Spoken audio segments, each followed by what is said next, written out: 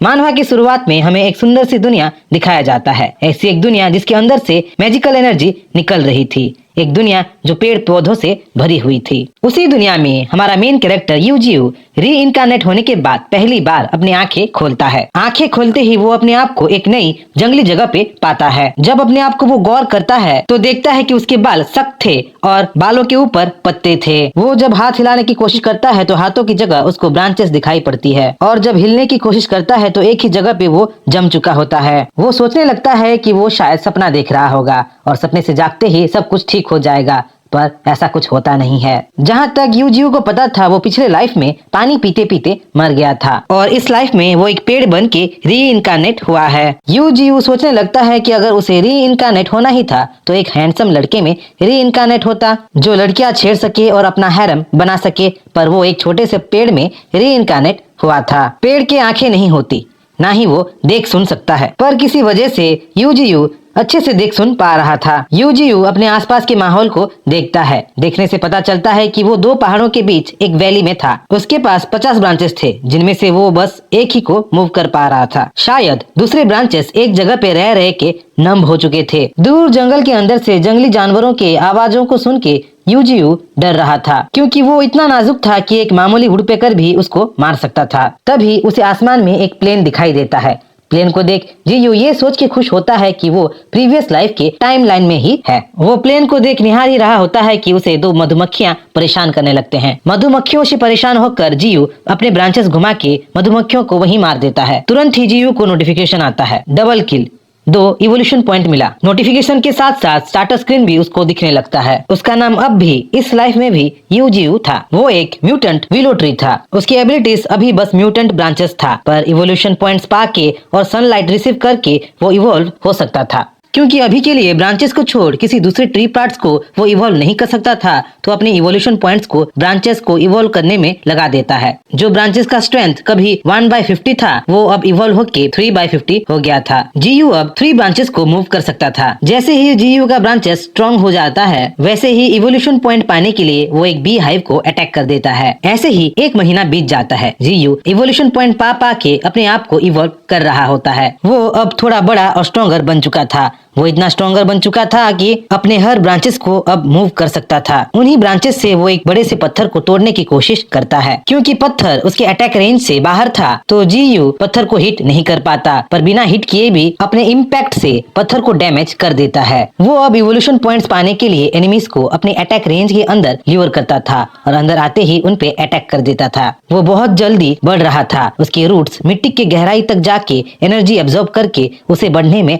Help कर रहे थे। इसीलिए वो बिना कुछ किए भी बढ़ रहा था। उसे ना बीमारी का डर था, ना ही थकान की चिंता। उसे ना स्कूल जाने का टेंशन था, ना ही खाने पीने की चिंता। वो इस दुनिया का वर्ल्ड ट्री बनने की सोच रहा था, इस दुनिया का भगवान बनने की सोच रहा था। ऐसे ही एक दिन उसके ब्रांचेस में जीयू को कुछ फॉल्कन्स के चूजे दिखते हैं जिनकी माँ उनको छोड़ के चली गई थी। क्योंकि जीयू अभी तक एक जगह से दूसरी जगह मूव नहीं कर पा रहा था तो स्काउटिंग के लिए फॉल्कन्स के चूजों को पालने की सोचता है। फॉल्कन्स जो 270 से 360 किलोमीटर पर आवर से उड़ते थे, जो चीते से भी तेज थे, वो जीयू के एरियल स्काउट बनने वाले थे। जीयू जो अपने पिछले लाइफ में कमजोर था, इस लाइफ में स्ट्रॉन्ग बनना चाहता था। इस दुनिया में जहाँ कई सारे स्ट्रॉन्ग मॉन्स्टर्स थे, जहाँ वाइल्ड वुल्फ गैंग बना के शिकार करते थे, जहाँ जायंट आंट्स और बीस्ट मंडराते रहते थे, जहाँ स्पाइडर क्वीन और जायंट गोरिल्ला जैसे जीव थे और उनका शिकार करने वाले एक्स स्नेक जैसे प्रेडेटर थे, वहाँ जीयू सर्वाइव करने वाला था। कभी वो शिकार करके फॉल्कन के चूजों को फीड कर रहा था तो कभी सनलाइट ऑब्जर्व करके खुद इवॉल्व हो रहा था। ऐसे ही एक्सपीरियंस पा के वो ब्रांचेस रीइंफोर्समेंट के लेवल कैप में पहुंच जाता है। ब्रांचेस के बाद अब बारी रूट के स्ट्रॉन्गर बनने की थी। हर एक रूट को स्ट्रॉन्ग बनाने के लिए उसे एक इवोल्यूशन पॉइंट चाहिए था और हर एक रूट को इवॉल्व करते ही उसे जोरदार पेन महसूस होता था। रूट्स के इवॉल्व होते ही जीयू फ्रीली इधर उधर मूव कर सकता था और एक तरह से जीयू के लिए उसके रूट्स हिडन वेपन थे। तभी जीयू को झाड़ियों में से कुछ आवाज आती है। आवाज सुन के जीयू बैटल मोड में आके वहाँ चेक करने के लिए चला जाता है। झाड़ियों के अंदर जीयू को एक वुंडेड फॉक्स मिलता है। फॉक्स जो वुंडेड था फॉक्स जो पॉइजन था। उस वुंडेड फॉक्स को मार के भी जीयू को कोई एक्सपीरियंस पॉइंट या इवोल्यूशन पॉइंट नहीं मिलने वाला था, तो जीयू उसे रिकवर करता है। जीयू के सैप में डिटॉक्सिफिकेशन, हेमोस्टेसिस और रिकवरी के एबिलिटीज थे। उस फॉक्स को डिटॉक्सिफाई करने के लिए, उसके वुंड को हील करने के लिए जीयू उसे अपना सैप पिला देता है। फॉक्स रिकवर तो हो जाता है पर जीयू से अटैच हो जाता है। फॉक्स रिकवर तो हो जाता है पर जीयू के पास अब से रहने लगता है। ट्री सैप की वजह से रेड फॉक्स इवॉल्व हो जाता है और म्यूटेंट फॉक्स में बदल जाता है। म्यूटेंट रेड फॉक्स जो 20 साल तक जी सकता था, जिसका लेवल 4 था और एबिलिटीज आई ऑफ चार्म था, वो अब से जीयू के साथ रहने लगा था। जो अपने स्टेटस विंडो को देख रहा होता है, वो अब एंट्री लेवल 9 में पहुंच चुका था। उस दुनिया में उसका चौथा महीना चल रहा था। इन 4 महीनों में वो बहुत कुछ सीखा था। वो ट्री बन के अपने लाइफ को एंजॉय कर रहा था। उसके पास फॉल्कन्स की कुछ चूजें और म्यूटेंट रेड फॉक्स बोल के एक मॉन्स्टर भी था। क्योंकि रेड फॉक्स एरो की वजह से वुंडेड था, तो जीयू सोचने लगता है कि म्यूटेंट रेड फॉक्स के घायल होने के जिम्मेदार जरूर इंसान होंगे। जीयू इस वक्त इंसानों से मिलने के लिए तैयार नहीं था। इंसान अगर जीयू को ड्राइड समझ के काट देंगे तो वो वहीं मर सकता था। इसीलिए वो अपना लो प्रोफाइल बना के रहने की सोचता है। वो इंसानों से बच के रहने की सोचता है, उनको अवॉइड करने की सोचता है। पर ऐसा होता नहीं है। दूर से जीयू को कुछ आवाजें सुनाई देता है। जब वो उस ओर गौर करता है तो उसे 2 इंसान उसकी तरफ आते हुए दिखते हैं। उन 2 लड़कियों को देख जीयू तुरंत अपने स्पिरिचुअल फेस को ट्री के ट्रंक के अंदर छिपा देता है। वो 2 लड़की जीयू के पास आती हैं, उसको फादर बोल के उसके सामने कुछ अगरबत्तियां जलाती हैं और कुछ खाने का ऑफरिंग देती हैं। यहाँ हमें पता चलता है कि जीयू के नीचे उन दोनों लड़कियों के फादर को दफनाया गया था। एक तरह से जीयू उन 2 लड़कियों के फादर के कब्र पे खड़ा था। उनके फादर के डिकम्पोस्टिंग बॉडी को ऑब्जर्व करके जीयू बड़ा हुआ था। जहाँ ये सब सुन के और जान के जीयू को अजीब लग रहा होता है, वहीं उन 2 लड़कियों को मन ही मन उधर से चले जाने को वो बोल रहा होता है। यहाँ हमें उन 2 लड़कियों के कैरेक्टरिस्टिक के बारे में भी पता चलता है। बड़ी सिस्टर जहाँ मैच्योर और पेशेंस से भरी हुई थी, वहीं छोटी सिस्टर चाइल्डिश और हमेशा हड़बड़ी में रहती थी। छोटी इतनी पेशेंसलेस थी कि कभी कभी अपने फादर के ऑफरिंग्स को भी खा लेती थी। थोड़ा प्रेयर करने के बाद वो 2 लड़की पास ही एक रिवर में नहाने के लिए चले जाते हैं और नहाते हुए 2 सिस्टर्स पानी में मजे करने लगते हैं। उनकी आवाज सुन जीयू अपने आप को रोक नहीं पाता। वो उनको नहाते हुए देखना चाहता था। वो देख भी लेता, पर उसके साइड को कुछ दूसरे पेड़ रोक रहे थे। वो इतना उतावला हो जाता है कि अपने रूट्स को उखाड़ के उनके पास उनको नहाते हुए देखने के लिए चला जाता है। नहा धो के 2 लड़की अपने फादर को गुड बाय बोल के वहाँ से चले जाते हैं और जीयू उनको ऐसे ही घूरता रहता है। ऐसे ही देखते देखते और एक हफ्ता बीत जाता है। ऊपर से जो कैनियन पीसफुल लग रहा था, अंदर से वो कैनियन जंग का मैदान था। प्रेडिएटर और प्रे में हमेशा जंग छिड़ी रहती थी। जीयू के फॉल्कन्स अब बड़े हो चुके थे और लेवल 3 में पहुंच चुके थे। वो इतना काबिल बन चुके थे कि म्यूटेंट रेड फॉक्स के साथ मिलके शिकार करने लगे थे। ऐसे ही वो लोग मिलके म्यूटेंट गोल्डन ईगल का शिकार कर रहे थे। जहाँ फॉल्कन्स मिलके एक साथ ईगल पे हवाई हमले कर रहे थे, वहीं रेड फॉक्स ईगल को काट के अपने दांतों से हमला कर रहा था। पर म्यूटेंट गोल्डन ईगल को हराना म्यूटेंट रेड फॉक्स और फॉल्कन्स के बस में नहीं था। म्यूटेंट गोल्डन ईगल उनसे लेवल में बहुत ज्यादा ऊपर था। म्यूटेंट गोल्डन ईगल जो अपने क्लॉज से शिकार को फाड़ के रख देता था और अपने स्टील जैसे पंखों से एनिमीज पे हवाई हमले करता था, वो अब म्यूटेंट रेड फॉक्स और फॉल्कन्स पे हावी होने लगा था। Mutant golden eagle mutant red fox को अपने क्लॉज में पकड़ के जमीन में पटक देता है। ईगल फॉक्स को खाने ही वाला था कि जीयू ईगल को अपने ड्रिलर जैसे ब्रांचेस से अटैक कर देता है। जो ईगल कई दिनों से कैनियन के ऊपर मंडरा रहा था, वो आखिरकार मारा जाता है। जीयू को समझ में आ जाता है कि मॉन्स्टर्स उसके ऑरा के वजह से उसकी तरफ अट्रैक्ट हो रहे थे और इसी तरह किसी दिन अगर कोई स्ट्रॉन्गर मॉन्स्टर उसके एरिया में आ गया तो प्रॉब्लम हो सकता है। उसे मॉन्स्टर्स के लिए अपने आप को प्रिपेयर करना पड़ेगा। सिर्फ उसे ही नहीं, उसके मॉन्स्टर्स पेट्स को भी आने वाले खतरे से लड़ने के लिए स्ट्रॉन्गर बनाना पड़ेगा। लेवल 7 के म्यूटेंट गोल्डन ईगल को मार के जीयू को 70 इवोल्यूशन पॉइंट्स मिलता है। जीयू अपने फॉल्कन्स और रेड फॉक्स को हील करने के लिए और उनको स्ट्रॉन्गर बनाने के लिए अपना ट्री सेप उनको पिला ही रहा होता है कि अचानक वहाँ एक धमाका होता है। धमाका जैसे कि कोई बड़ी सी बिल्डिंग वहाँ दह गई हो। चारों तरफ धूल ही धूल उड़ रहा होता है और जब माहौल थोड़ा सा शांत होता है तो जीयू को तुरंत ही एक वार्निंग नोटिफिकेशन आता है। उसके कई सारे ब्रांचेस और रूट्स कट चुके थे। 50 ब्रांचेस में से बस 24 ब्रांचेस ही बचे थे। जीयू बाल बाल बचा था। जब धूल पूरी तरह जमता है तो जीयू को उसकी ये हालत करने वाला एनिमी दिखता है, जिस एनिमी को आते वो महसूस नहीं कर पाया था, जिसने जीयू की तरह अपना ऑरा छिपा रखा था। वो एनिमी अब उसके सामने था। जीयू का एनिमी एक टोमाहॉक स्नेक था। स्नेक जो लेवल 9 पे था। एक ऐसा स्नेक जिसके सर और पैर पे ब्लेड्स लगे थे। ब्लेड्स जो एक ट्री को आसानी से काट सकते थे। स्नेक को देख म्यूटेंट रेड फॉक्स गुर्राने लगता है। म्यूटेंट रेड फॉक्स को इस तरह गुर्राते देख जीयू समझ जाता है कि रेड फॉक्स स्नेक से पहले लड़ चुका था और शायद रेड फॉक्स को घायल टोमाहॉक स्नेक नहीं किया था। जहाँ जीयू और टोमाहोक स्नेक आमने सामने थे। एक पेड़ का सबसे बड़ा दुश्मन एक्स मतलब कुल्हाड़ी होता है और इस टोमाहोक स्नेक के सर और पूंछ पे एक्स जैसे ब्लेड लगे हुए थे। उसी ब्लेड्स को यूज करके टोमाहोक स्नेक्स ट्रीज को इजीली चॉप कर सकता था और वो करता भी है। टोमाहोक स्नेक के एक ही अटैक से जीयू के 26 ब्रांचेस टूट जाते हैं। स्नेक उन कटे हुए ब्रांचेस को खा के जीयू के स्पिरिचुअल एनर्जी को टेस्ट कर लेता है। जीयू टोमाहोक स्नेक के लिए स्पिरिचुअल एनर्जी से भरा हुआ एक प्रीमियम पैकेज था। अपने रूट्स को एनहांस करके जीयू टोमाहोक स्नेक का सामना करता है। उसके एक्स जैसे सर के अटैक को ब्लॉक करता है क्योंकि स्नेक का साइज जायंटिक था और उसके अटैक्स के इम्पैक्ट भी जोरदार था। स्नेक और जीयू दोनों लेवल 9 के थे, पर स्नेक पे अपर हैंड पाने के लिए जीयू इवोल्यूशन पॉइंट को यूज करके अपने रूट्स को एक के बाद एक इवॉल्व करने लगा था। सारे इनहेंस रूट को यूज करके जीयू टोमाहोक स्नेक को बांध देता है। स्नेक को जकड़ के अपने ड्रिलर जैसे रूट से स्नेक के पेट पे हमला करने लगता है। स्नेक थोड़ा बहुत वुंडेड तो होता है, पर उसका घाव इतना क्रिटिकल नहीं था कि स्नेक वहीं मर सके। टोमाहोक स्नेक और जीयू अब बराबरी के दुश्मन बन चुके थे, पर जीयू टोमाहोक स्नेक को अपने एरिया में टॉलरेट नहीं करने वाला था। हर एक रूट से, हर एक ब्रांचेस से जीयू स्नेक पे हमला कर करके उसे वहां से भागने पे मजबूर कर देता है। स्नेक तो चला जाता है, पर फोर्सिबली अपने रूट्स को स्ट्रेंथनिंग करने के वजह से जीयू का कोर क्रैक हो जाता है। जीयू को इस हालत में देख उसके पेट्स मतलब फॉल्कन और म्यूटेंट रेड फॉक्स उसके पास चले आते हैं। जीयू अपने पेट्स को दिलासा तो देता है, पर अंदर ही अंदर उसे अच्छी तरह से पता था कि टोमाहोक स्नेक उसकी स्पिरिचुअल एनर्जी को टेस्ट कर चुका था।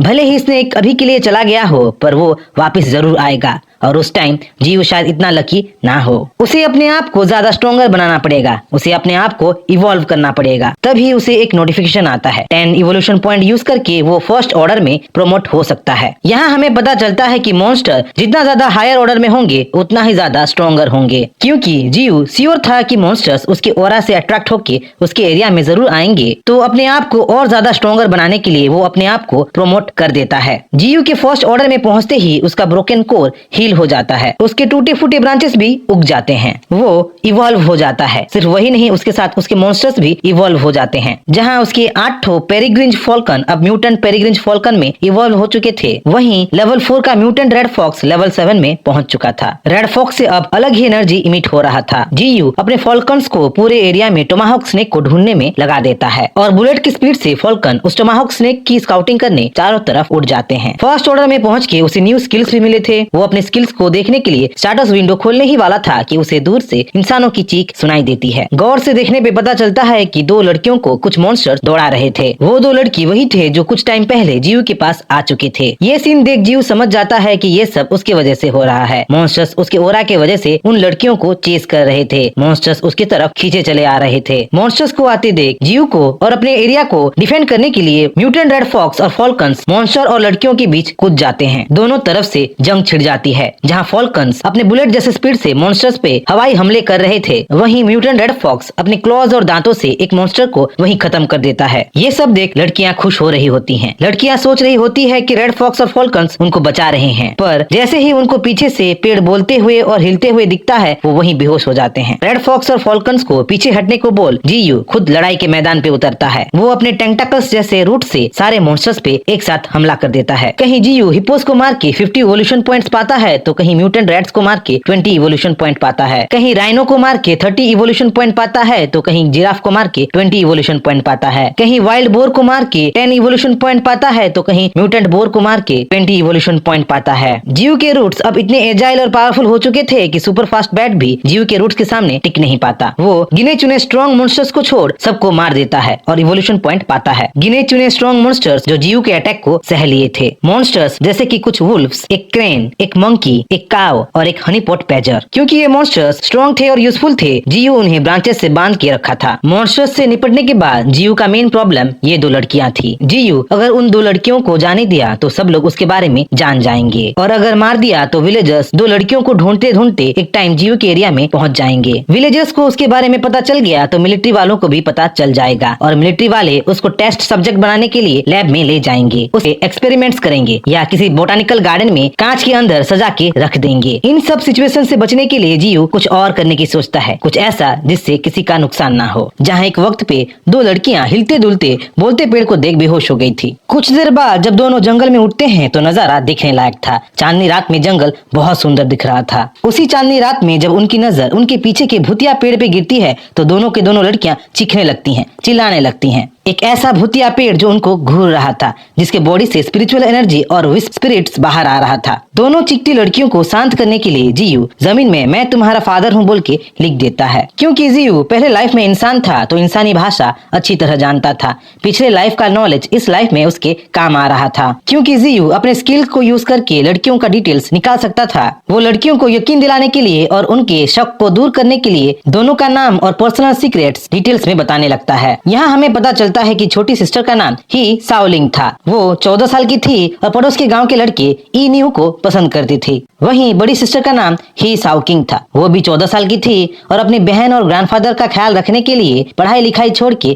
काम करने लगी थी। सीक्रेट सुन बड़ी सिस्टर जहां सरप्राइज थी, वहीं छोटी सिस्टर शर्मा रही थी। साओकिंग और साओलिन को यकीन हो चुका था कि जीयू ही उनका डेड फादर है, क्योंकि ये सीक्रेट्स दोनों सिस्टर्स अपने फादर को ही बताए थे जब वो बीमार थे। और देखा जाए तो दोनों सिस्टर्स सही भी थे, जीयू सच में उनका फादर था। किस्मत या कोइंसिडेंस की वजह से जीयू लड़कियों के डेड फादर के ऊपर उगा था। जहां जीयू डिकम्पोस्टिंग डेड फादर को ऑब्जर्व करके बढ़ रहा था, वहीं टाइम के साथ शायद दोनों का सोल फ्यूज हो गया होगा। इसीलिए दोनों सिस्टर के साथ जीयू इमोशनली धीरे धीरे कनेक्ट हो रहा था, उनकी केयर करने लगा था। जहाँ जीयू साओकिंग और साओलिंग को 2 हेयरपिन्स बना के देता है, वहीं 2 सिस्टर्स अपने फादर मतलब जीयू को अपने वर्ल्ड के बारे में अपडेट करते हैं। साओलिंग और साओकिंग के हिसाब से उनके दुनिया में कुछ महीनों से अजीब चीजें हो रहे थे। पिछले महीने ही एक प्लेन का एक्सीडेंट हुआ। क्रूज ने एक उड़ते प्लेन को घेर लिया, जिसकी वजह से प्लेन लैंडिंग करने के लिए तो उतरा पर लैंड नहीं हुआ। प्लेन क्रूज के बीच कहीं गायब हो गया। ऐसे ही घटना पैसिफिक ओशन में भी हुआ था। एक काली परछाई समंदर के गहराई से निकलकर एक शिप को निगल गया। एक्सपर्ट्स के हिसाब से ये सब चीजें एक अननोन सब्सटेंस की वजह से हो रही थी, जो हवा में मौजूद थी, जो फ्लोरा और फ्योना में म्यूटेशन कर रही थी। उसी अननोन सब्सटेंस को ईस्ट के लोग स्पिरिचुअल पावर बोल रहे थे तो वेस्ट के लोग मैजिक बोल रहे थे। पहले तो साओकिंग इन सब चीजों में विश्वास नहीं करती थी, पर अपने डेड फादर को पेड़ के रूप में देख इन सब पे यकीन करने लगी थी। जहाँ बाहर की दुनिया के बारे में इतना कुछ सुन के जीयू सरप्राइज था, वहीं छोटी सिस्टर साओलिंग प्रिजनर वुल्फ्स को मीट खिलाने चली गई थी। साओलिन को देख प्रिजनर वुल्फ्स गुर्राते हैं, साओलिन को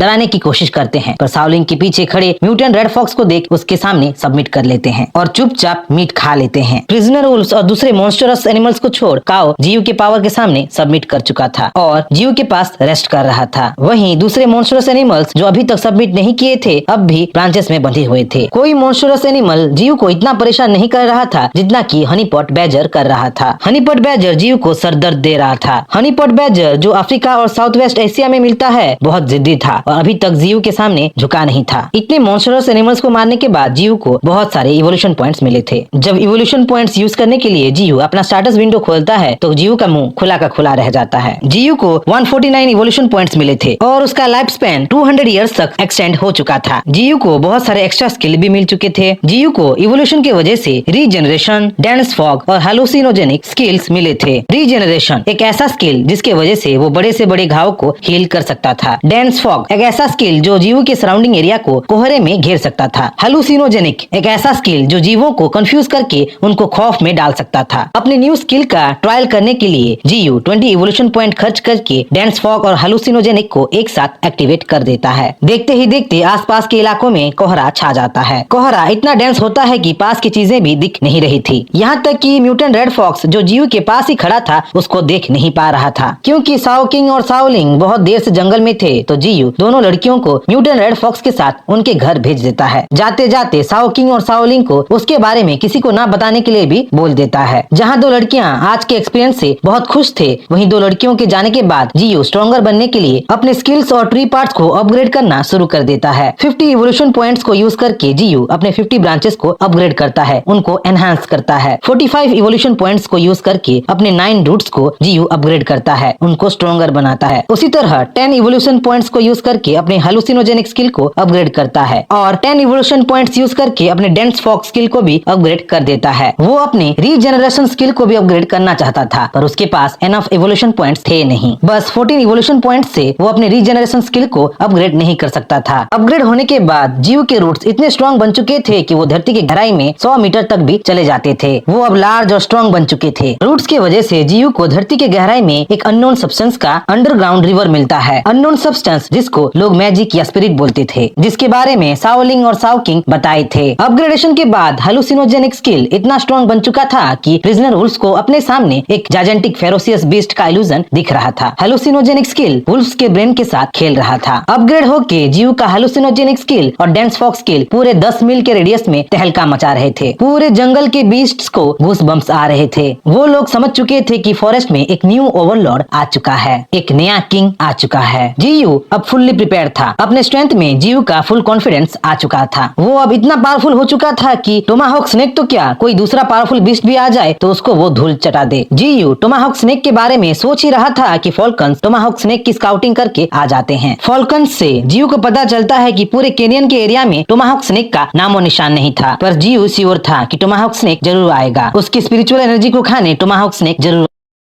कोहरे से भरे कैनियन से, जहां सुबह सुबह शाओलिंग और शाओकिंग अपने फादर मतलब जीयू से मिलने आए थे। क्योंकि वुल्फ्स अभी तक सबमिट नहीं किए थे और बहुत शोर मचा रहे थे, तो जीयू उनको ब्रांचेस से मार रहा था। जीयू को प्रिजनर वुल्फ्स पे कोड़े बरसाते देख शाओकिंग जीयू को रोकती है और उनको बुली ना करने को बोलती है। जहां शाओकिंग बिना डरे वुल्फ्स के प्रिजन में घुस के उनको मलहम पट्टी लगा रही थी, वहीं शाओलिंग हनीपॉट बैजर से बीफ जर्की के लिए लड़ रही थी। हनीपॉट बैजर जो बांधे गए ब्रांचेस को कुतर के फ्री हो गया था और जाओलिन से लड़ रहा था, उसको जीयू फिर से बांध देता है। अभी तक शोर मचाते वुल्फ्स को प्यार से टेम करने वाली शाओकिंग और उसके स्किल को देख जीयू सरप्राइज था। मॉन्स्टरस बीस्ट और लड़कियों के बीच पनपते रिलेशन को देख सरप्राइज था। इंसानों को नफरत करने वाले बीस्ट अब शाओलिंग और शाओकिंग को ट्रस्ट कर रहे थे, उनसे मिलने जुलने लगे थे। उन बीस्ट और 2 लड़कियों के साथ जीयू अपने लाइफ को एंजॉय करने लगा था। एक तरीके से उन लोगों को जीयू अपना न्यू फैमिली बना चुका था, पर उनकी खुशी को ग्रहण लगने वाला था। अंधेरी गुफाओं से उन सब पे कोई नजर रख रहा था। सीन शिफ्ट होता है इंसानी गांव पे,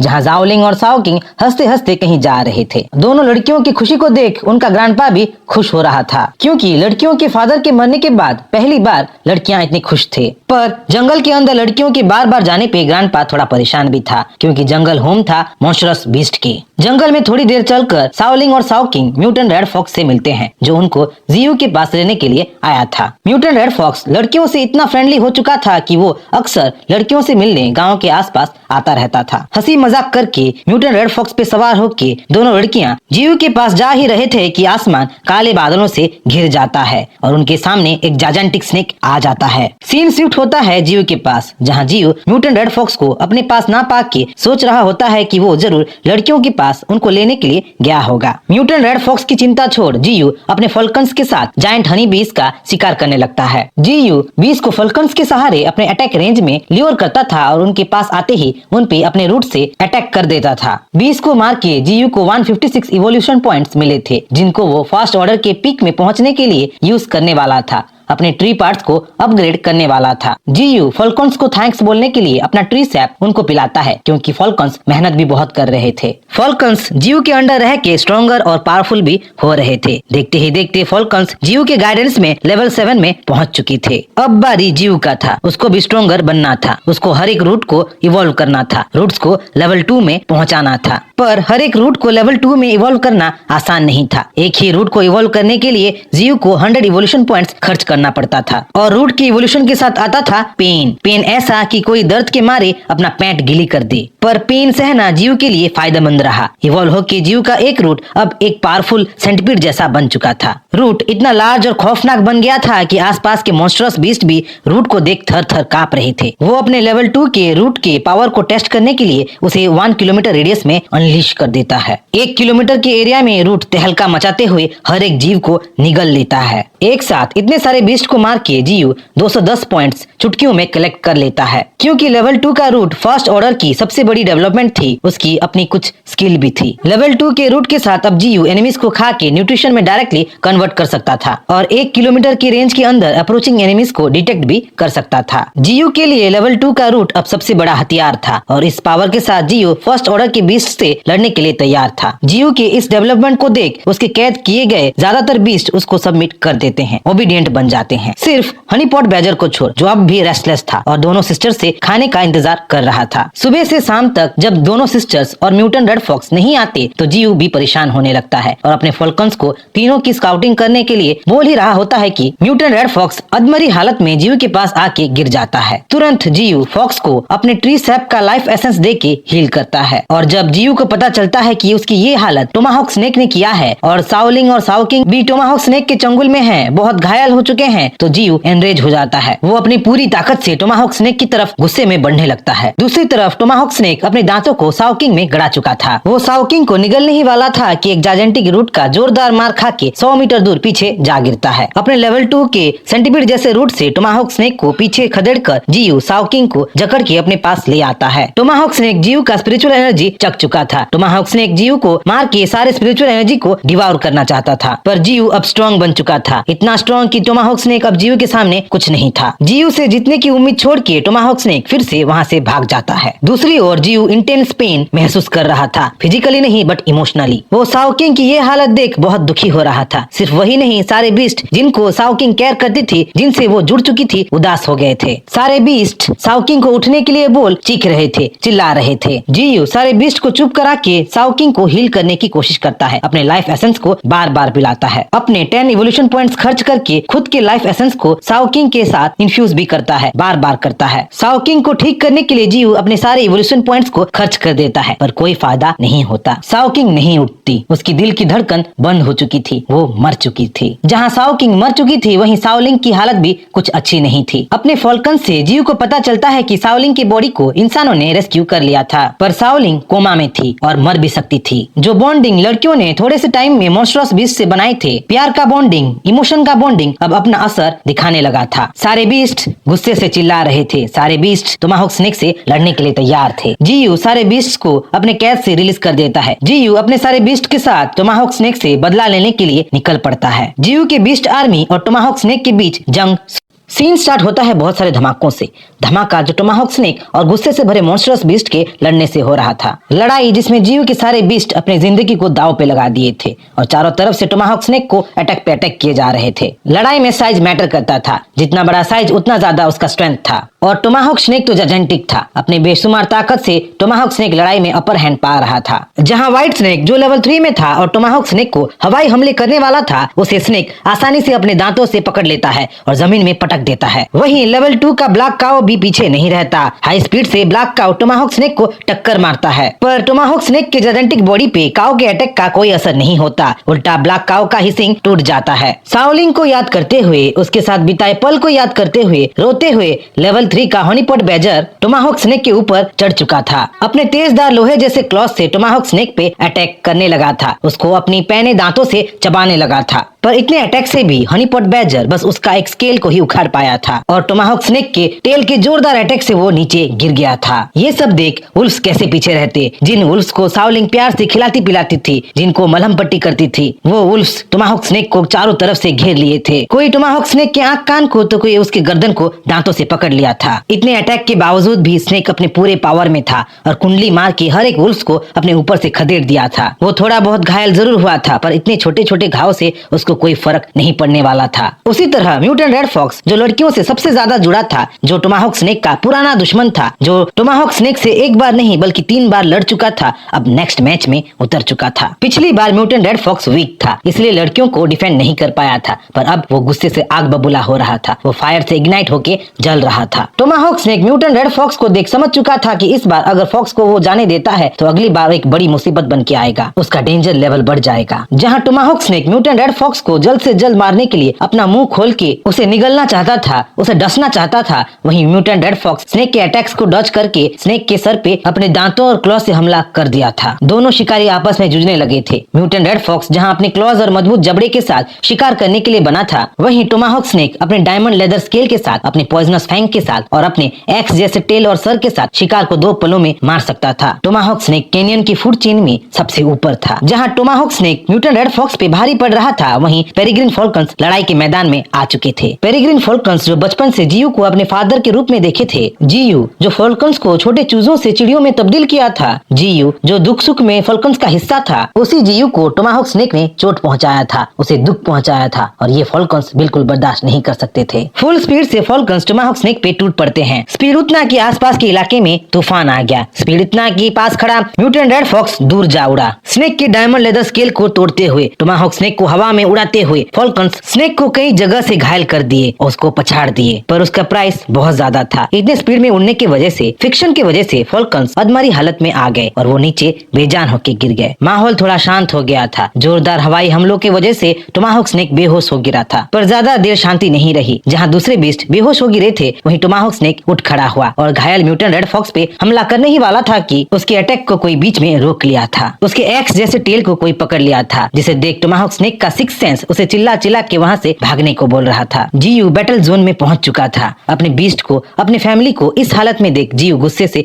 लाल हो रहा था। कुल्हाड़ी और पेड़ के बीच बैटल शुरू हो चुका था, पर इस बार शिकारी खुद शिकार बनने वाला था। अपने लेवल 2 और लेवल 1 के रूट से जीयू टोमाहॉक स्नेक को जकड़ लिया था। इस बार टोमाहॉक स्नेक भाग नहीं सकता था। अपनी पूरी ताकत लगा के जीयू टोमाहॉक स्नेक को हवा में उठा के जमीन में पटक देता है। जीयू टोमाहॉक स्नेक से बहुत ज्यादा नफरत करता था। स्नेक जिसने उसके 2 फैमिली मेंबर्स को मारा, उसे वहाँ से जिंदा नहीं भेजने वाला था। टोमाहॉक स्नेक जीयू के रूट से फिसलकर जीयू को बांध देता है। जीयू को अपनी कुंडली में कस देता है, पर जीयू अब स्ट्रॉन्गर बन चुका था। जीयू के हर एक रूट स्नेक के डायमंड स्केल को तोड़ते हुए, तलवार की तरह घुसते हुए बॉडी के आर पार हो जाते हैं। स्नेक पे हथौड़े की तरह वार पे वार करते हैं। जीयू शाओलिंग और शाओकिंग के बारे में सोचते सोचते रूट्स को एक फिस्ट में ट्रांसफॉर्म कर देता है और टोमाहॉक स्नेक को पंच पे पंच मारने लगता है। जीयू टोमाहॉक स्नेक को इतनी आसानी से नहीं मारने वाला था। वो उसे तड़पा तड़पा के मारने वाला था। उसके हर एक फैमिली मेंबर्स का बदला लेने वाला था। वो अधमरी स्नेक को जोरदार कोड़े मार मार के, पंच मार मार के टोमाहॉक स्नेक की चिथड़े उड़ा देता है। इस दुनिया में बस स्ट्रॉन्ग ही प्रिवेल कर सकते हैं और वीक स्ट्रॉन्ग के द्वारा मारे जाते हैं, खाए जाते हैं। इसलिए टोमाहॉक स्नेक शाओलिंग और शाओकिंग को मार दिया था, उनको खाना चाहता था। फूड चेन के ये रूल को जीयू अच्छी तरह से जानता था, पर फिर भी वो दुखी था। वो रो रहा था। सिर्फ वही नहीं, उसके बीस्ट भी रो रहे थे। वो लड़कियों को याद कर रहे थे। सीन शिफ्ट होता है एक गवर्नमेंट बिल्डिंग पे, जहाँ बताया जा रहा था कि पेनहुएन आइलैंड पे एक्सीडेंट हो रहे थे। 17 प्लेन्स का गायब होना, समंदर से म्यूटेंट सी बीस्ट निकल के शिप को निगल जाना और म्यूटेंट कौवों को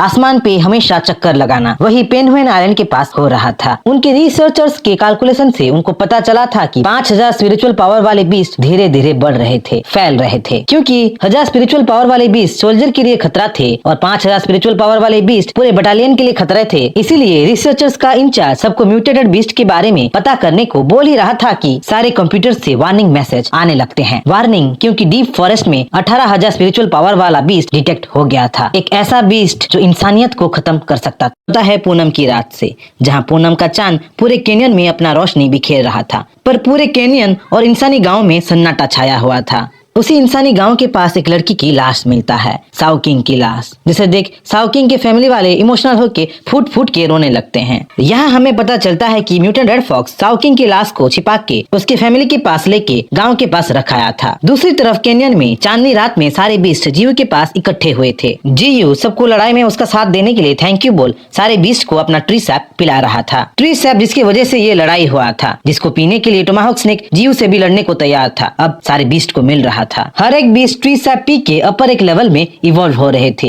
इवोल्यूशन के साथ वो बड़े और पावरफुल भी हो रहे थे। उनको न्यू स्किल्स मिल रहे थे। जहाँ ब्लैक काउ इवॉल्व होके म्यूटेंट बाइसन में तब्दील हो गया था, वहीं वुल्व्स इवॉल्व होके म्यूटेंट विंड वुल्व्स में बदल चुके थे। उनको एलिमेंटल एट्रीब्यूट्स मिलने लगे थे और इस उभरते स्पिरिचुअल दुनिया में एलिमेंटल पावर जरूरी भी थे, क्योंकि खुद जीव के पास भी एलिमेंटल पावर्स थे। बीस्ट ने बहुत कुछ सहा था। टोमाहॉक स्नेक की लड़ाई में मॉन्स्टर्स बीस्ट अपने जान तक लगा दिए थे, इसलिए जीव सबको फ्री कर दिया था, उनको वहाँ से जाने को बोल दिया था। पर बीस्ट जीव को छोड़ जाते नहीं। सारे बीस्ट जीव के सामने झुक गए थे और उसका साथ हमेशा देने का सोच लिए थे। जीव को अपना मास्टर बना लिए थे, उसको अपना फैमिली बना लिए थे। ये सब देख जीव इमोशनल हो गया था। जीव भी सबको अपने छाव में रखना चाहता था, उनको प्रोटेक्ट करना चाहता था, उनको बढ़ते देखना चाहता था। दुनिया बहुत बड़ी थी और उस बड़ी सी दुनिया के बहुत सारी चीजों को वो अभी तक नहीं जानते थे। उसी बड़ी दुनिया के खतरों के बारे में वो नहीं जानते थे, पर स्ट्रॉन्गर बन के एकजुट होके उस बड़ी सी दुनिया के लिए अपने आप को प्रिपेयर वो जरूर कर सकते थे। टोमाहोक स्नेक से लड़ाई खत्म हो चुका था, पर माहौल को देख के लग रहा था कि बैटल कभी हुआ ही नहीं था। सारे बीस्ट को अपने पास देख जियो खुश हो रहा था, अपनी फैमिली को वो अपने पास देख खुश हो रहा था। कैनियन के एरिया में अब जियो का राज चल रहा था और अपने सारे बीस्ट को वो कुछ ना कुछ रेस्पॉन्सिबिलिटीज दे दिया था, कुछ ना कुछ काम पे लगा दिया था। जैसे पेरिग्विन फॉल्कन्स आसमान की पेट्रोलिंग करते रहते थे, वैसे ही विंड वुल्फ लैंड की पेट्रोलिंग करते रहते थे। वहीं बाइसन, क्रेन और मंकी बैटलफील्ड से बड़े बड़े पत्थर हटा रहे थे और म्यूटेंट रेड फॉक्स सबकी निगरानी कर रहा था। वो एक गार्डियन बना था। सब बीस्ट को छोड़ वहाँ एक ऐसा बीस्ट भी था जो कुछ काम नहीं कर रहा था, बस सुस्ता रहा था, और इसी आदत की वजह से जियो से हमेशा वो मार भी खाता रहता था। वो था हनीपॉट बैजर, जो हमेशा जियो से लड़ता झगड़ता रहता था। हनीपॉट बैजर और जियो झगड़ा कर ही रहे थे कि जियो को एक तेजदार रोशनी दिखता है। वो सन तो नहीं था, पर सन की तरह ब्राइट जरूर था। देखते ही देखते वो लाइट जियो की तरफ बढ़ने लगा था। अपनी तरफ लाइट के गोले को इस तरह से फुल स्पीड में आते देख जियो घबरा जाता है। लाइट को अपने वाइन से, ब्रांचेस से रोकने की कोशिश करता है, पर लाइट पे कोई असर नहीं होता। लाइट फुल स्पीड से आके जियो के रूट्स में ठहर जाता है और एक टाइनी ह्यूमनॉइड स्पिरिट का रूप ले लेता है। यहाँ पे हमें पता चलता है कि वो स्पिरिट साउकिंग थी, क्योंकि जियो साउकिंग के बॉडी को अपने लाइफ एसेंस के साथ फ्यूज किया था, उसे अपना ट्री सैप पिलाया था, तो साउकिंग मरने के बाद एक म्यूटेंट सोल या स्पिरिट में ट्रांसफॉर्म हो चुकी थी। और क्योंकि जियो का रूट्स सोल नरिशमेंट कर सकता था, तो साउकिंग नरिशमेंट पाने के लिए, नरिशमेंट ऑब्जर्व करने के लिए जियो के रूट्स पे आके ठहरी थी। साउकिंग अब एक ऐसा स्पिरिट बन चुकी थी जिसपे फिजिकल अटैक्स का कोई असर नहीं होता था और अवेकन होके वो टेलीपैथी पावर भी एक्वायर कर सकती थी। रूट्स से स्पिरिचुअल पावर ऑब्जर्व करके साउकिंग स्पिरिट बन के पहली बार अपनी आंखें खोली थी और अपने सामने जियो को पाई थी। इसलिए साउकिंग जियो को अपने मास्टर के रूप में इम्प्रिंट कर चुकी थी। क्योंकि साउकिंग के स्पिरिट को अपने प्रीवियस लाइफ के बारे में कुछ नहीं पता था, वो सब कुछ भूल चुकी थी, तो जियो साउकिंग को अपडेट करता है और उसे फिर से ही साउकिंग के नाम से बुलाने लगता है। जियो प्रॉमिस करता है कि इस बार वो हमेशा उसकी प्रोटेक्ट करेगा, उसे पावरफुल बनाएगा। जहाँ जियो और साउकिंग बातचीत कर रहे थे, वहीं हनीपॉट बैजर साउकिंग के स्पिरिट को देख नहीं पा रहा था। हनीपॉट बैजर सोचने लगता है कि जियो उसी से ही अच्छी अच्छी बातें बोल रहा है, वो शायद जियो के लिए बहुत इंपॉर्टेंट है। हनीपॉट बैजर जियो से इतना अहमियत पा के खुश हो जाता है, शर्मा जाता है। वहीं साउकिंग का सर दर्द से फटा जा रहा था क्योंकि उसे विजन्स आ रहे थे। हमें यहाँ पे पता चलता है कि साउकिंग और साउलिंग ट्विंस थे, तो साउकिंग टेलीपैथी से अपने ट्विन सिस्टर साउलिंग से जुड़ने लगी थी। पहली बार टेलीपैथी यूज करके साउकिंग जोरदार हेडेक महसूस कर रही थी, तो जियो साउकिंग के स्पिरिचुअल एनर्जी को स्टेबल करने के लिए अपना लाइफ एसेंस का ड्रॉपलेट्स साउकिंग के ऊपर डाल देता है। लाइफ एसेंस पाके साउकिंग देखते ही देखते ग्रो हो जाती है, उसकी पावर बढ़ जाती है। एक तरीके से साउकिंग अब एस्ट्रल प्रोजेक्शन करना सीख गई थी। साउलिंग से टेलीपैथी से कनेक्ट होके वो क्लियर विजन्स पाने लगी थी और एस्ट्रल प्रोजेक्शन यूज करके खुद को और जियो को डायरेक्टली साउलिंग के रूम में ट्रांसपोर्ट कर ली थी। साउकिंग इतना स्ट्रॉन्गर हो रही थी कि अपने टेलीपैथी से कोमा में रहने वाली साउलिंग को वो पोजेस कर पा रही थी, उसके बॉडी को वो मूव कर पा रही थी, पर उसकी भी एक लिमिट थी। थोड़ा बहुत पावर यूज करके साउकिंग एग्जॉस्ट हो गई थी, अपने माना को वो डिप्लीट कर दी थी। पर एनफ प्रैक्टिस और टाइम के साथ जियो श्योर था कि साउकिंग एक टाइम में साउलिंग के बॉडी को लंबे टाइम तक पोजेस कर पाएगी, उसे कंट्रोल कर पाएगी। जहाँ जियो एक तरीके से साउकिंग को साउलिंग बनाने को सोच रहा था, साउलिंग को पोजेस करने को बोल रहा था, वहीं रिसर्चर्स का एक टीम अपने स्क्वाड मेंबर के साथ कैनियन के इलाके में पहुंच चुका था। उनका नेक्स्ट टारगेट अब मिस्टी माउंटेन्स था। मिस्टी माउंटेन्स का इंफॉर्मेशन था, क्योंकि मिस्टी माउंटेन्स के ज्यादातर हिस्से को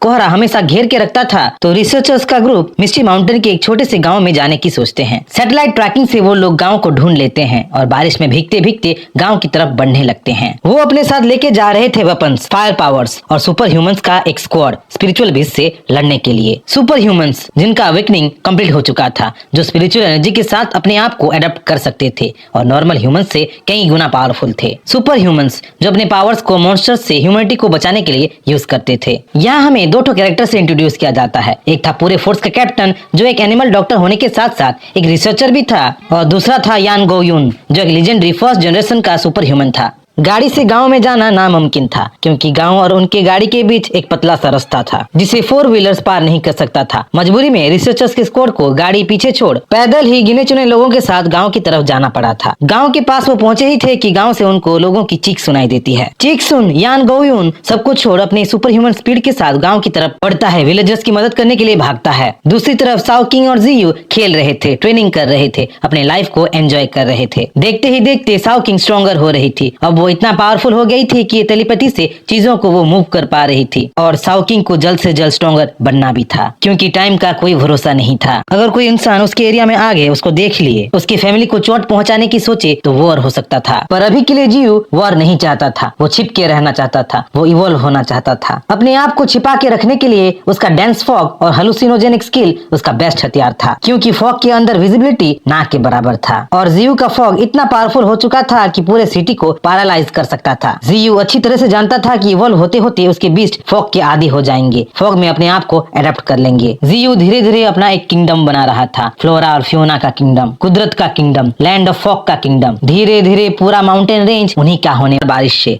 जहाँ साओ किंग जियू को कुछ बता रही थी। साओ किंग गांव से कुछ अनजान स्पिरिचुअल एनर्जी को डिटेक्ट कर पा रही थी। गांव में कुछ मेहमान आए थे, कुछ इंट्रूडर्स लैंड ऑफ फॉग में घुस आए थे। जियू नए लोगों की बातें सुन टेंस हो जाता है। वो उन अननोन लोगों के अननोन डेंजर के बारे में सोचने लगता है। जियू उन लोगों के बारे में और ज्यादा इन्फॉर्मेशन जानना चाहता था, उनके नंबर्स के बारे में जानना चाहता था, उनके गाँव में आने का रीजन के बारे में जानना चाहता था। पर इससे पहले कि साओ किंग अपने टेलीपैथी से और कुछ बता पाए और कुछ इन्फॉर्मेशन ला पाए, साओ किंग को साओलिंग के पास्ट के बारे में विजन्स आने लगते हैं और साओ किंग साओलिंग के बॉडी से अपना कंट्रोल खो देती है। हमें यहाँ पे पता चलता है कि साओलिंग की बची कुची सोल अब साओ किंग के स्पिरिट के साथ मर्ज हो रही थी, साओ किंग से सहारा पा रही थी। जियू साओ किंग और साओलिंग दोनों को हेल्प करने के लिए अपना ट्री सैप के लाइफ एसेंस को साओ किंग को पिला देता है और ट्री सैप पी के साओ किंग की स्पिरिट लेवल 3 से डायरेक्ट लेवल 5 में पहुंच जाती है। वो अपनी बहन साओलिंग के सोल को पूरी तरह अपने में फ्यूज कर देती है। साओलिंग और साओ किंग अब एक सिंगल सोल बन जाते हैं। दूसरी तरफ योन गोयून गांव में पहुंच चुका था और साओलिंग के बॉडी के सामने था। साओलिंग के ग्रैंडपा साओलिंग को कोमा से बाहर लाने के लिए गोयून से मदद मांग रहा था। साओलिंग को चेक करते ही गोयून सरप्राइज हो जाता है। साओलिंग के स्पिरिचुअल पावर को देख सरप्राइज हो जाता है, क्योंकि साओलिंग के चारों तरफ स्पिरिचुअल पार्टिकल्स मौजूद थे। वो एक अवेकनर थी और फायर एफिनिटी की एट्रीब्यूट्स पोजेस करती थी। गोयून समझ चुका था कि साओलिंग उन्हीं में से एक अवेकनर थी। प्रॉपर ट्रेनिंग और प्रैक्टिस के साथ साओलिंग स्पिरिचुअल ट्रेनिंग में ऊंचाइयों तक पहुंच सकती थी। तो साओलिंग को ठीक करने के लिए, रिकवर करने के लिए गोयून चुपके से साओलिंग को एक पोशन पिला देता है। पोशन जो आसपास के इलाके से स्पिरिचुअल एनर्जी को एक्सट्रैक्ट कर सकती थी और पेशेंट को 1-2 दिन में हील कर सकती थी। पोशन पीते ही चारों तरफ से एनर्जी पार्टिकल साओलिंग को घेर लेते हैं और एक एनर्जी का पिलर धमाके के साथ काली अंधेरी रात को चीरते हुए आसमान की तरफ निकल पड़ती है। साओलिंग अवेकन हो चुकी थी। अपने स्पिरिचुअल लेवल में अवेकन होने के साथ साथ कोमा से भी वो बाहर आ चुकी थी। जहां साओलिंग को उठते देख उसकी फैमिली, उसके गाँव वाले खुश हो रहे थे, वहीं गोयून कंफ्यूज था। वो अपने पूरे लाइफ में किसी पेशेंट को इतनी जल्दी कोमा से रिकवर होते नहीं देखा था। हमें यहाँ पे पता चलता है कि साओ किंग ट्री के लाइफ एसेंस पी के साओलिंग के सोल के साथ पूरी तरह से फ्यूज हो चुकी थी। अब वो साओलिंग को पूरी तरह से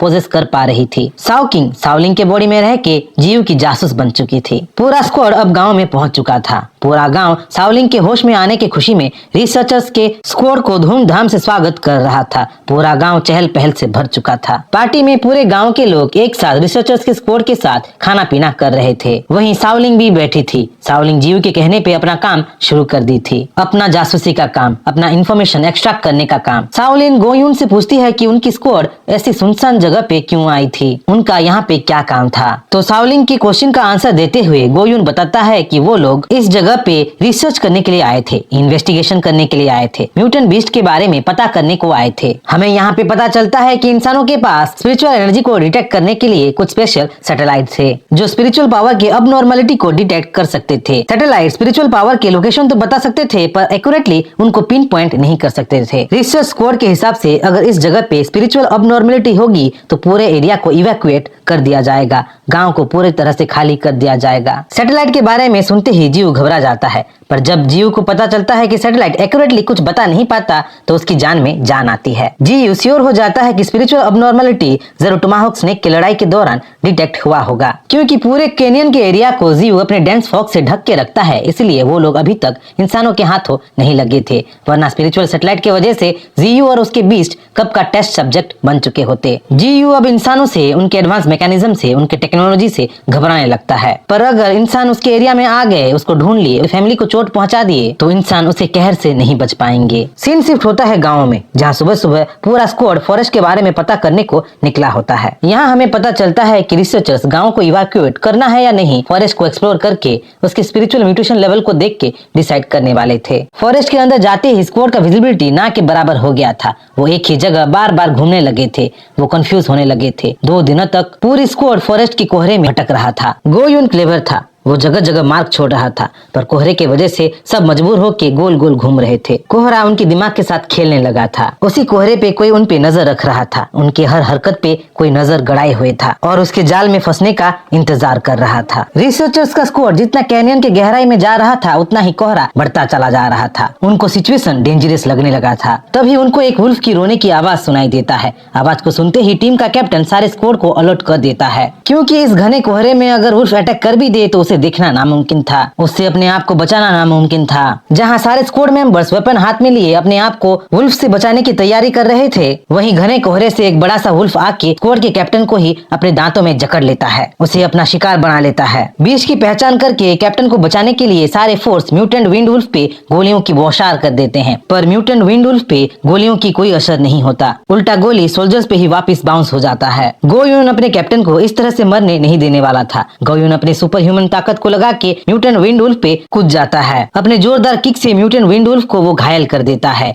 और अपने कैप्टन को वुल्फ के चंगुल से बचा लेता है। पर म्यूटेंट विंड वुल्फ के लिए ये घाव कुछ भी नहीं था। वो तुरंत गोयून पे अपने पंजों से हमला कर देता है और घायल करके कोहरे में गायब हो जाता है। एक सुपर ह्यूमन जो अपने पावर के लिए जाना जाता था, वो सुपर ह्यूमन एक मामूली बीस्ट से हार रहा था। गोयून कंफ्यूज होने लगता है। उसको लगने लगता है कि जैसे कोहरा उनको वार्निंग दे रहा हो, उनको वहाँ से भागने के लिए बोल रहा हो। गोयून को लगने लगता है कि कोहरा म्यूटेंट बीस्ट को फुल सपोर्ट कर रहा था, जैसे कि कोहरे का एक कॉन्शियसनेस था। देखते ही देखते दूसरा एक बीस्ट भी सोल्जर्स पे हमला कर देता है। सोल्जर्स बीस्ट को गोलियों से रोकने की कोशिश तो करते हैं, पर उस पे गोलियों का कोई असर नहीं हो रहा था। बीस्ट एक हनीपॉट बैजर था और अपने तेजदार पंजों से और नुकीले दांतों से कई सारे सोल्जर्स पे एक साथ हमला कर रहा था। अपने सोल्जर्स को बचाने के लिए गोयून आर्मर पियर्सिंग बुलेट लॉन्च करने के लिए अपने सोल्जर्स को कमांड दे देता है। जोरदार ब्लास्ट के साथ आर्मर पियर्सिंग बुलेट निकलता है और हनीपॉट बैजर की तरफ हाई स्पीड से जाने लगता है और एक धमाका होता है। क्योंकि हनीपॉट बैजर एक मिड ग्रेड बीस्ट था, तो उस बुलेट से उसे वहीं मर जाना चाहिए था, पर ऐसा हुआ नहीं था। Mutant wind wolves honeypot badger के सामने आ गए थे और उसको आर्मर पियर्सिंग बुलेट से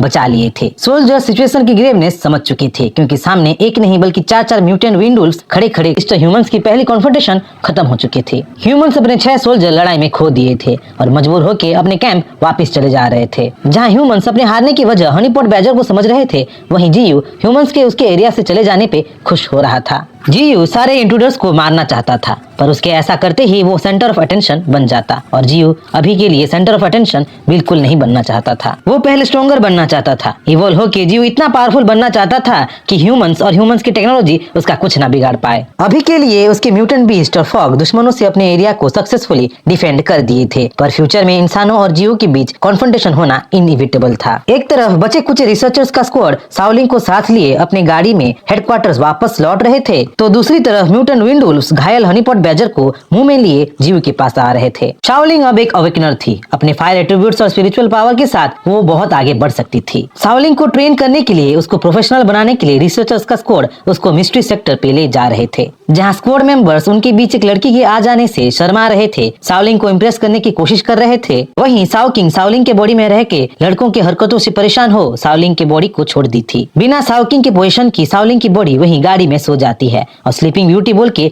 नाम पाती है। दूसरी ओर जब mutant wind wolves honeypot badger को ले जीव के पास आते हैं, तो जीव हनीपॉट बैजर के अधमरी शरीर को अपने लाइफ एसेंस से तुरंत इलाज नहीं करता, क्योंकि हनीपॉट बैजर का बॉडी बहुत वीक हो गया था और डायरेक्टली लाइफ एसेंस इंजेक्ट करने से वो मर भी सकता था। बल्कि जीव अपने लेवल 2 के सेंटीपीड जैसे रूट से ग्राउंड में एक तालाब बनाता है और तालाब को पास के एक रिवर के साथ कनेक्ट कर देता है। तालाब में अपने लाइफ एसेंस का कुछ बूंदे डाल के डाइल्यूट नेचुरल स्प्रिंग तैयार कर देता है, जिसमें म्यूटेंट बीस्ट डुबकी लगा के अपने आप को हील कर सकते थे, रिकवर कर सकते थे। और उसी तालाब में अधमरी हनीपॉट बैजर के बॉडी को डाल दिया जाता है और देखते ही देखते हनीपॉट बैजर हील होने लगता है, लेवल में राइज होने लगता है। सीन शिफ्ट होता है एक्स्ट्रा ऑर्डिनरी रिसर्च इंस्टीट्यूट पे, जहाँ रिसर्च इंस्टीट्यूट का हेड गोयुन से बातचीत कर रहा था। रिसर्च इंस्टीट्यूट का हेड गोयुन को देख, उसकी हालत को देख बोलता है कि इस बार शायद गोयुन का पल्ला किसी स्ट्रॉन्ग ओपोनेंट के साथ पड़ा था, जिसमें गोयुन की ये हालत कर दिया था। रिसर्च इंस्टीट्यूट का हेड गोयुन से फॉग के बारे में पूछने लगता है, फॉग के इफेक्ट के बारे में पूछने लगता है, जिसपे गोयुन हंसते हुए बोल देता है कि माउंटेन रेंज में शायद पावरफुल म्यूटेंट बीस्ट थे, माउंटेन शायद चेंज हो रहा है, वहाँ का इकोसिस्टम शायद चेंज हो रहा है, म्यूटेट हो रहा है। गोयुन के हिसाब से फॉग आसपास के इन्वायरमेंट में चेंज तो ला रहा था, पर फॉग के इफेक्ट के बारे में ज्यादा कुछ अभी तक पता नहीं चला था। गोयुन के एक्सप्लेनेशन सुन के रिसर्चर्स का हेड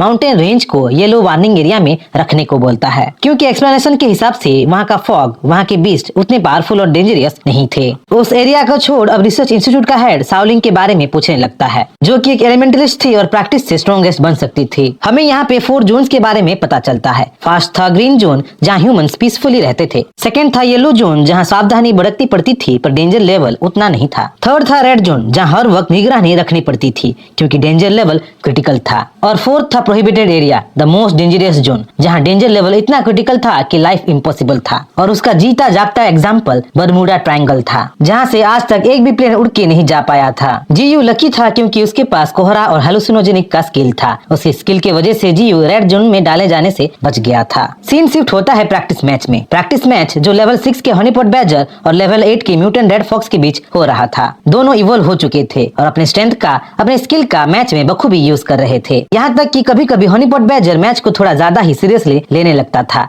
और जीतने की जिद पकड़ लेता था, जिसे बाद में जीयू संभाल लेता था। इसी तरह टाइम बीतता जा रहा था। ह्यूमंस अब जीयू के एरिया में, कैनियन के एरिया में नहीं दिखने लगे थे। म्यूटेंट बीस्ट अपने मास्टर जीयू के लिए इजी प्रे लेके आते रहते थे, अपने मास्टर को इवोल्यूशन पॉइंट्स कलेक्ट करने में हेल्प करते रहते थे। जीयू का फैमिली अच्छे खासे तरीके से खा पी के बढ़ रहे थे। जहाँ म्यूटेंट विंड वुल्व्स खाने को ले टूट पड़ते थे, वहीं म्यूटेंट रेड फॉक्स अपना शान दिखाते हुए म्यूटेंट विंड वुल्व्स के पास भी नहीं जाता था। जहाँ गोल्डन मंकी लेवल 4 में पहुंच चुका था और जीयू के पत्तों को चुराते हुए, खाते हुए अपने इनेट टैलेंट को अवेकन कर चुका था, वहीं व्हाइट क्रेन लेवल 5 में पहुंच चुकी थी और ज्यादातर टाइम पास के तालाब में तैरती रहती थी। अपने बीस्ट के हेल्प से जीयू हंटिंग कर करके 172 इवोल्यूशन पॉइंट्स कलेक्ट कर चुका था। जीयू भी धीरे धीरे इवॉल्व हो रहा था। क्योंकि ब्रांचेस को इवॉल्व करना एक्सपेंसिव था, तो जीयू अपने आधे ब्रांचेस को इवॉल्व किया था। ब्रांचेस अपग्रेड होके, इवॉल्व होके, स्ट्रेंथन होके न्यू एबिलिटीज गेन किए थे। लेवल 2 के म्यूटेंट ब्रांचेस स्टील जैसे हार्ड थे, धागे जैसे फ्लेक्सिबल थे और अपने में पैरालिसिस टॉक्सिन कैरी कर रहे थे। क्योंकि ब्रांचेस इवॉल्व हो चुके थे, तो उन ब्रांचेस से लाइफ एसेंस देने से इवोल्यूशन पॉइंट्स खर्च होने बंद हो गए थे। जीयू को अपने न्यू ब्रांचेस के पैरालिसिस टॉक्सिन को टेस्ट करने के लिए एक बकरा चाहिए था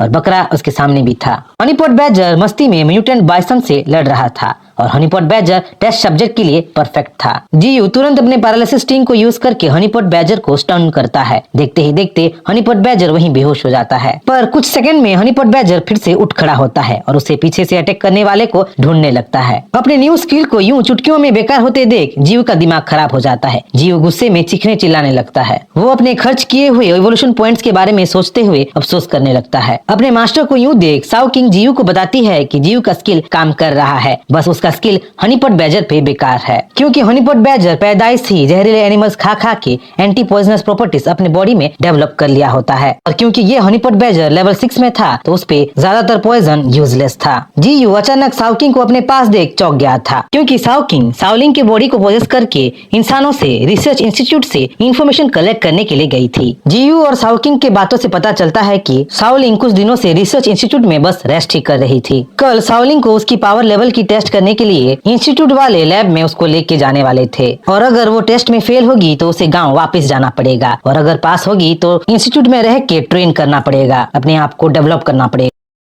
जीयू और साओ किंग के बातचीत से, जहां जीयू साओ किंग को टेस्ट में पास होने को, रिसर्च इंस्टीट्यूट से और ज्यादा इन्फॉर्मेशन लाने को बोल रहा था। अपने ट्री सैप के लाइफ एसेंस को पिला के ललचा रहा था। जीयू और साओ किंग दोनों इंसानों के इन्फिल्ट्रेशन मतलब स्पाइंग को लेके सीरियस थे। वो इतने सीरियस थे कि उनके स्पाइंग के बारे में अगर किसी इंसान को पता चल गया या प्रॉब्लम क्रिएट हो गया तो उस प्रॉब्लम को वो निपटाने के लिए भी तैयार थे। साओ किंग और जीयू के बातों से हमें ये भी पता चल गया था कि शाओलिंग फायर एलिमेंट में अवेकन होने वाली थी और साओ किंग स्पिरिचुअल एलिमेंट में अवेकन होने वाली थी। वहीं जीयू अपने लाइफ एसेंस को साओ किंग के सोल के साथ फ्यूज कर दिया था। क्योंकि शाओलिंग और साओ किंग के सोल अब एक हो चुके थे, तो उनके सारे पावर्स भी अब कॉम्बाइन हो चुके थे। थे। देखते ही देखते एक मॉन्स्टर का जन्म होने वाला था जो बीस्ट और इंसानों के कॉम्बिनेशन से बनने वाला था। सीन शिफ्ट होता है एक्स्ट्रा ऑर्डिनरी रिसर्च इंस्टीट्यूट पे। इंस्टीट्यूट जो स्पिरिचुअल पावर को स्टडी करने में स्पेशलाइज था। इंस्टीट्यूट जो दुनिया के हर एक कोने से अवेकन लोगों को गैदर करता था, उनको ट्रेन करता था, उनके साइकिक पावर को स्टडी करता था और अवेकन लोगों को सुपर ह्यूमंस में कन्वर्ट करता था।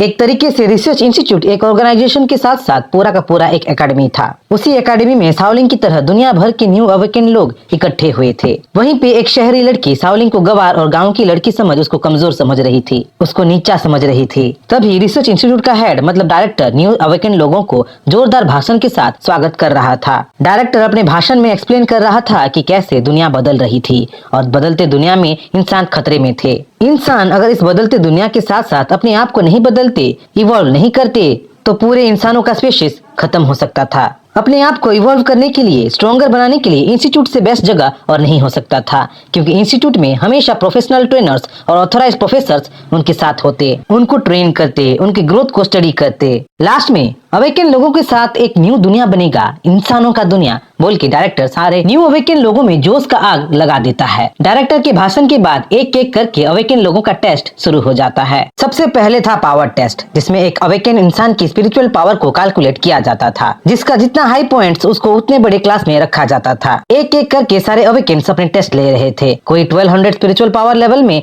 मीडियम क्लास पे रहता था, तो कोई 180 स्पिरिचुअल पावर में लो क्लास, कोई 900 स्पिरिचुअल पावर में मीडियम क्लास पे रहता था, तो कोई 5 स्पिरिचुअल पावर के साथ सुपर लो क्लास में रहता था। किसी का रिजल्ट देख एग्जामिनर खुश हो रहा था, तो किसी का रिजल्ट देख आग बबूला हो रहा था। पर वहाँ एक ऐसी स्टूडेंट भी थी जिसका रिजल्ट एग्जामिनर देख सरप्राइज हो गया था। यान लेनलिंग एक शहरी पर एटीट्यूड वाली लड़की थी, जो शाओलिंग जैसे गाँव की लड़कियों को अपने नीचे देखती थी, कमजोर समझती थी। वही लेलिंग स्पिरिचुअल टेस्ट में 2000 स्कोर पाके हाई क्लास में एंट्री पाके सबको सरप्राइज कर दी थी। अब बारी शाओलिंग की थी। जहाँ लेलिंग शाओलिंग को वीक समझ रही थी, वहीं स्पिरिचुअल टेस्ट में देखते ही देखते 5000 फिर 6000 का स्कोर पाके शाओलिंग सबका मुंह खुला का खुला कर दी थी। शाओलिंग की स्पिरिचुअल पावर वहीं पे नहीं रुकी, उसकी पावर लेवल इतनी बढ़ी कि मेजरमेंट डिवाइस भी ओवरलोड से धमाके के साथ टूट गई। शाओलिंग की स्पिरिचुअल पावर को देख लेलिंग ही नहीं बल्कि वहाँ खड़े दूसरे अवेकनर्स, ट्रेनर्स और यहाँ तक कि डायरेक्टर भी सरप्राइज हो गए थे। सेकंड था एप्टीट्यूड टेस्ट, जहाँ स्किल्स और स्ट्रेंथ को मेजर किया जाने वाला था। इंडिविजुअल स्टूडेंट्स को अपने अपने फेवरेबल जोन्स में उनके स्ट्रेंथ को नापने के लिए, परखने के लिए भेजा गया। शाओलिंग और लेलिंग को दूसरे इंडिविजुअल स्टूडेंट के साथ एक ही फील्ड में भेजा गया। उनके स्टैमिना को परखा गया, उनके डिटर्मिनेशन को परखा गया। जहाँ दूसरे स्टूडेंट्स इजीली थक गए थे, वहीं शाओलिंग और लेलिंग अभी तक खड़े थे और लड़ने के लिए तैयार थे। वहाँ क्वालिफाई होने का एक ही कंडीशन था, अपने इंस्ट्रक्टर को टैग करके, अपने इंस्ट्रक्टर को छू के। क्वालिफिकेशन चाहे इजी था, पर प्रॉब्लम था उनका इंस्ट्रक्टर। गो यून एक सुपर ह्यूमन था, बहुत सारे लड़ाइयाँ लड़ चुका था और इस जोन में वही अवेकनर्स का इंस्ट्रक्टर था। वो आसानी से किसी अवेकनर को खुद को छूने नहीं देने वाला था, वो किसी को इजीली क्वालिफाई नहीं करने वाला था। शाओलिंग को अच्छे से पता था कि डिस्क्वालिफिकेशन उसके ऑप्शन में बिल्कुल नहीं था, उसे किसी भी हाल में खुद को क्वालिफाई करना ही था। शाओलिंग अपने फायर एट्रीब्यूट्स को यूज करती है, देखते ही देखते वो फायर में घिर जाती है, उसकी स्पीड बढ़ जाती है। जहाँ गो यून एक टाइम शाओलिंग को लाइटली ले रहा था, वो अपने आप को अभी डिफिकल्ट सिचुएशन में पा रहा था। तेजदार स्पीड के साथ शाओलिंग गो यून को छूने ही वाली थी कि लेलिंग एम वक्त पे उसको धक्का देके दूर फेंक देती है और मौके का फायदा उठा के खुद इंस्ट्रक्टर को छू लेती है। जहाँ फुल स्पीड के इम्पैक्ट के वजह से, धक्का खाने के वजह से शाओलिंग के सर से खून निकल रहा था, वहीं लेलिंग शाओलिंग को एक गांव की लड़की होने की वजह से, उसकी बेवकूफी की वजह से चिढ़ाने लगी थी। शाओलिंग लेलिंग की कमेंट सुन चिढ़ने लगी थी। वो अपने मास्टर के रूल्स को याद करने लगी थी, रूल्स जिसके हिसाब से अपने सामने के प्रॉब्लम्स को खत्म करना था। और अभी के लिए शाओलिंग की सबसे बड़ी प्रॉब्लम लेलिंग थी। शाओलिंग अपने मास्टर को याद करते हुए लेलिंग की ओर बढ़ने लगती है, उस पर अटैक कर देती है, लेलिंग के सर को जमीन में पटक देती है। शाओलिंग लेलिंग को मारने के लिए पूरी तरह तैयार थी। लेलिंग को शाओलिंग की आंखों में अपनी मौत दिख रही थी। लेलिंग खौफ में आ चुकी थी, वो चीख रही थी, चिल्ला रही थी, माफी मांग रही थी, पर शाओलिंग रुकने वाली नहीं थी। यहाँ तक कि गो यून शाओलिंग और लेलिंग के बीच आ गया था और लेलिंग को शाओलिंग के हाथों से बचाने की कोशिश कर रहा था, पर उसकी हर कोशिश शाओलिंग के स्ट्रेंथ के सामने फेलियर था। पर जब शाओलिंग सुनती है कि वो टेस्ट में पास हो गई है और ये बैटल बस एक मॉक बैटल है, तो वो अपने होश में आ जाती है और लेलिंग को छोड़ देती है। रिजल्ट देख सब लोग हैरान थे। जहाँ शाओलिंग अपने विक्ट्री से डायरेक्टर को इम्प्रेस कर चुकी थी, उसका अटेंशन पा चुकी थी, वहीं लेलिंग खौफ की वजह से वहाँ से हिल भी नहीं पा रही थी, क्योंकि वो मरते मरते बची थी। दूसरी तरफ जियू और शाओकिंग अपने विक्ट्री को सेलिब्रेट कर रहे थे। शाओलिंग के टेस्ट में पास होने की खुशी को सेलिब्रेट कर रहे थे। तभी जियू को एक बदबू आती है। हनीपॉट बैजर जियू के सामने पोटी कर करके बदबू फैला रहा होता है। हनीपॉट बैजर की हरकतें देख जियू हनीपॉट बैजर को कोड़े बरसाने लगता है, क्योंकि हनीपॉट बैजर की शैतानियां, उसकी शरारतें दिन ब दिन बढ़ने लगी थी। देखते ही देखते विंटर आ चुका था। चारों तरफ बर्फ गिरने लगी थी। जहाँ रिसर्च इंस्टीट्यूट वाले शाओलिंग के गाँव को कैनियन एरिया से इवैक्यूएट कर रहे थे, वहीं बर्फीली मौसम में जमीन के अंदर से एक जायंटिक फर्स्ट ऑर्डर का बीस्ट जाग चुका था। जियू का नया दुश्मन आ चुका।